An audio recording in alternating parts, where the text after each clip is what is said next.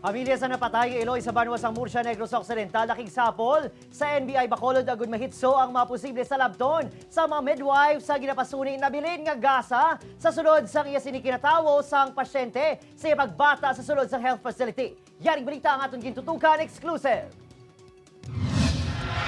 Opo ng GMA Regional TV, nakigsapol sa NBI Bacolod ang pamilya ni Aika Salvador, 30 anyos. Si Aika ang ginapatihan sang iya pamilya biktima sa medical malpractice. Ang pagpati sang pamilya ang nabilin nga ghost sponge o gasa sa kinatawo sini matapos nagbata sa Murcia Health Center ang gintunaan sang impeksyon kag sa ulihin ng inkausa sang iya kamatayon. Nakuha na sang NBI ang official findings sang Corazon Locsin Montelibano Memorial Regional Hospital kung saan gindalang Eloy kag napatay. Ginahanda sang NBI ang testimoniya sang bana kag mga himata ni Aika nga nagadetalye kung paano kuno sila ginpabayan sang RHU.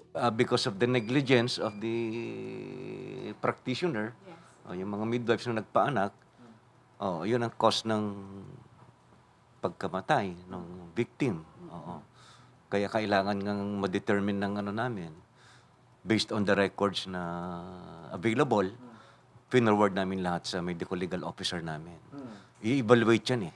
Tatlo ka midwife ang inapahayag nagpabata kay Aika ang inatutukan karon sa NBI. Ang pamilya sigurado kuno nga hindi mag-isol sa reklamo. Kagapang muyo lang yun kami, sir.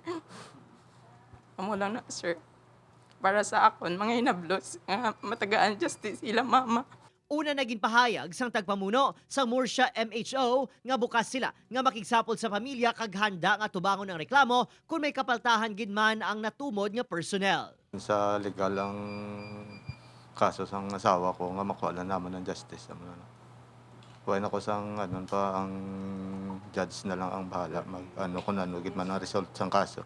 Madumduman nga ginreklamo man sadto sang isa ka pamilyang RHU sa ginapasuni kulang nga on-duty personnel kag medical supplies sang sila ang nagpangayo sang bulig. Samtang sa matayon sang Eloy, palaligban karon ang sitwasyon sang lapsag nga ginakulang sa gatas kag ginbunag nga may kasablagan sa tiil.